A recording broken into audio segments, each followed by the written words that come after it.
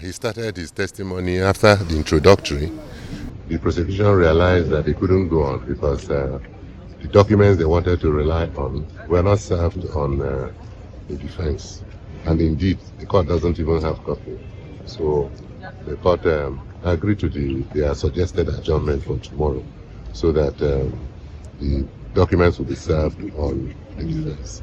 And even as upon the service, what will happen tomorrow is just for the examination in chief of PW to continue. And then we will take our time, look at documents, and then commence our cross-examination of PW2. Okay. But in the main, like I always say, it is moving on soon. All right. Thank you. Thank you very much. Thank you.